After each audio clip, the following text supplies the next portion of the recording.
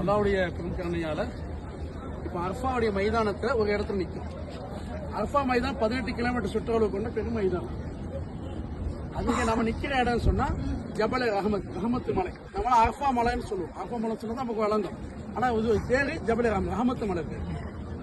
ஏன் அது ஜபல் ரஹமத்து மலைன்னு பேர் வந்துச்சு என்பதை இப்ப நான் சொல்லுவேன். சரிங்களா?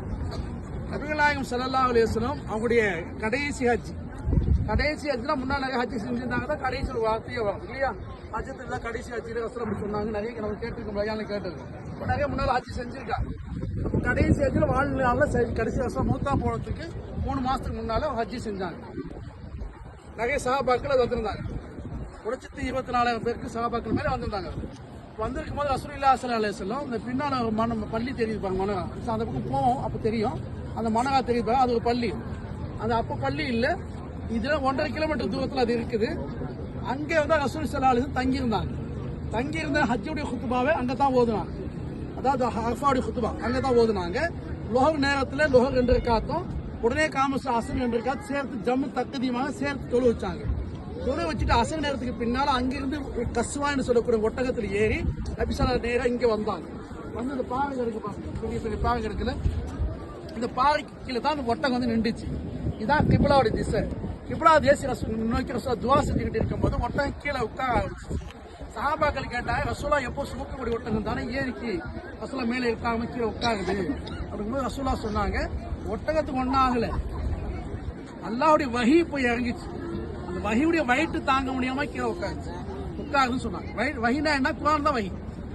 குர்ஆன் ஃபுல்லா அல்லாஹ்வுடைய வஹி தான். அது அப்ப அல்லாஹ்வுடைய ஒரு ஆயத்து இறங்கிச்சு, அதோட வயிற்று அதான் தாங்க முடியல. குர்ஆன் 6,600 ஆயத்துகள் இருக்குது.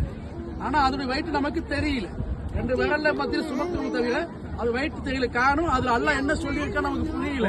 அது அமல் செய்ய தயாராகல. என்னைக்கு அமல் செய்ய தயாராகுமோ அன்னைக்கு தான் அது வயிற்று என்ன நமக்கு புரிய வரும். சரிதா? என்னைக்கு அது புரிஞ்சு அமல் செய்யறோமோ அப்பதான் நமக்கு விளைச்சல் கிடைக்கும் இன்ஷா அல்லாஹ். அப்போ அந்த என்ன சஹாபாக்கள் கேட்டாங்க, என்ன அப்படி அல்லாஹ் தஆலா ஆயத்து இறக்குறான்னு. அல்யௌம அக்மல்து லக்கும் தீனக்கும் வஅத்மம்து அலைக்கும் நிஅமதி வரலீது லக்கும் இஸ்லாம தீனா. சூரத்துல் மாயிதாவுல 3வது ஆயத்து. சூரத்துல் மாயிதாவுல 3வது ஆயத்து. ஏன் இதெல்லாம் குறிப்பா சொன்னா, நீங்க எடுத்து குர்ஆன் ஓதும்போது இந்த ஆயத்து இருக்கா பாக்கணும், அதுக்கு என்ன அர்த்தம் தர்ஜுமா எடுத்து பாக்கணும். அது குர்ஆன் ஓது வளமையாக்கி கொள்ளணும் இன்ஷா அல்லாஹ். அப்ப அல்லாஹ் தான் இந்த ஆயத்துல சொல்றான், அல்யௌம அக்மல்து லக்கும் தீனக்கும் வஅத்மம்து அலைக்கும் நிஅமதி வரலீது லக்கும் இஸ்லாம தீனா. இந்த ஆயத்து தான் இறங்கிச்சுன்னு சொன்ன உடனே சஹாபாக்கள் சந்தோஷப்பட்டாங்க, மகிழ்ச்சியோட, ரொம்ப ஆனந்தம்.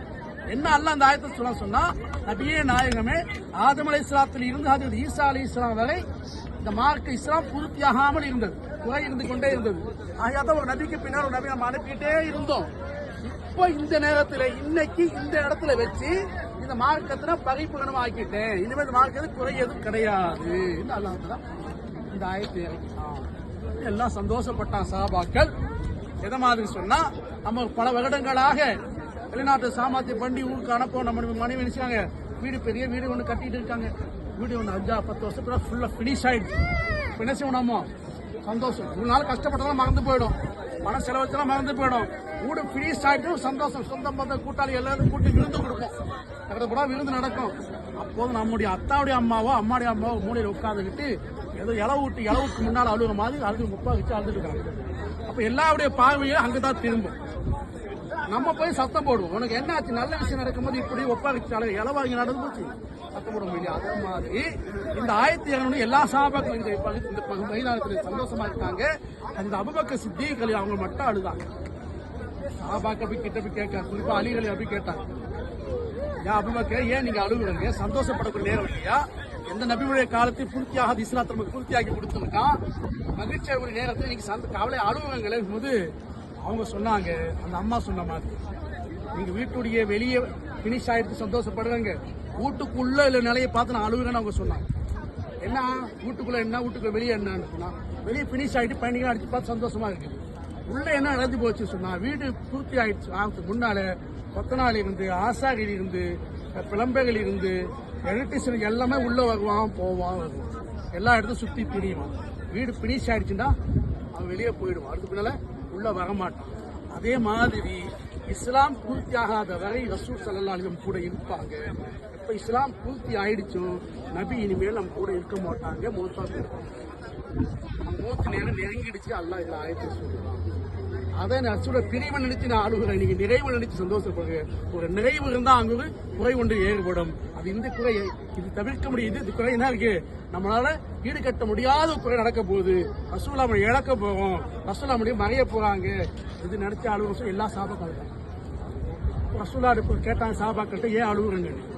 அலிகளிலாத்தா சொல்லியா ரசூலுல்லா அன்புக்கு சித்திக சொல்லுறாங்க, இந்த அலியோம் அக்குமத்துல சித்தினக்கு இந்த ஆயத்து உள்ள ஒரு மகனை செய்தி எல்லாம் மறைச்சு வச்சிருக்கான், சீக்கிரம் மூத்தா போயிடுவாங்க, எங்க விட்டு பிரிஞ்சு போயிடுவாங்க அப்படி சொல்லுறாங்க. உண்மைதான கேட்கும் போது ஸல்லல்லாஹு அலைஹி சொன்னாங்க, சதக் அபூபக்கர் சீமாக்கார, அபூபக்கர் சொல்றது உண்மைதான். எல்லாம் ஆளுதான். ரசூலா கேட்டா ஏன் ஆடுவாங்க? யாருடைய அழுகையும் யார் மரணத்தையும் தடுத்து நிறுத்திடாது. எனக்கு முன்னாடி எத்தனையோ நபிமார்கள் வந்தாங்க, எல்லாம் மூத்தா போயிட்டாங்க. நானும் அந்த நபிமார்கள் தொடர்களே நானும் வந்தேன். நானும் மனிதன் தான், கடவுள் அல்ல, நான் இறைவன் அல்ல. இறைவனுக்குத்தான் மரணம் என்பது இல்லை, எனக்கு மரணம் உண்டு. ஆகையால என்னை நீங்க அழுதுனாலே நான் மரணம் அல்ல குறித்த அந்த தேதியிலிருந்து எனக்கு மரணம் வரத்தான் போகுது. ஆகிய அதை நினைச்சு அழுகுன்னு சொல்லும்போது சஹாபாக்கள் சொன்னாங்க, யா ரசூலுல்லாஹ் எங்கள் அழுகையால் உங்கள் மரணத்தை நிறுத்தங்களா முடியாது. அதை நினைத்து அழுவதால் எங்களுக்கு என்ன பலனே கிடையாது, எங்களுக்கு தெரியும். ஏன்னா நிறைய எங்களுக்கு சுபத்தை செஞ்சிருக்கேங்க. ஆனாலும் கூட எங்க நசீபு நினைச்சு அழுவோம். என்ன நசீபுன்னு கேட்க சொன்னாங்க, யா ரசூலுல்லாஹ் இப்போ நீங்க ஹயாத்தோட இருந்துகிட்டு இருக்கீங்க, எங்க வாழ்க்கையில் ஏதாவது பிரச்சனை ஏற்பட்டால் உங்கள்கிட்ட அதை சொல்லுவோம், அந்த பிரச்சனைக்கு வழிகளை எங்களுக்கு காட்டி கொடுத்தாங்க, அந்த வெளியில போன பிரச்சனை தீர்ந்து நல்லபடியா நம்ம வாழ்ந்துகிட்டு இருக்கோம். உங்க முகத்துக்கு பின்னால எங்களுக்கு பிரச்சனை வந்தா நான் யார்கிட்ட போய் சொல்லுறது, யார் எங்களுக்கு வழி காட்டுவா? அதை நினைச்சுதான் கவலைப்பட்டாலும் சொல்லும் போது கண்மணி நாயகம் முகமது ரசூலுல்லாஹ் சொன்னாங்க, நீங்க உங்களை அனாதையா விட்டு போக மாட்டேன். தரத்து ஃபீக்கும் அம்ரைனி நாங்க தள்ளியில் மாத்த மஸ்தக் பிஹிமா கிதாபுல்லாஹி வ சுன்னத் ரசூல். ரெண்டு விஷயத்துல கொடுத்துட்டு தான் விட்டுட்டு போவேன். ஒன்னு அல்லாஹ்வுடைய கலாம் குர்ஆன் ஷரீஃப் உங்ககிட்ட தான் கொடுத்துட்டு போய் எடுத்து போக மாட்டேன். என்னோட ஹதீஸ் அது உங்ககிட்ட தான் கொடுத்துட்டு போவேன். என் முகத்துக்கு பின்னால் உங்களுக்கு ஏதாவது பிரச்சனை ஏற்பட்டா அந்த ரெண்டு உள்ளே போய் பாருங்க, உங்க வாழ்க்கைக்கு தெளிவு கிடைக்கும், வழி கிடைக்கும். ரசூலுல்லாஹி ஸல்லல்லாஹு அலைஹி வஸல்லம்.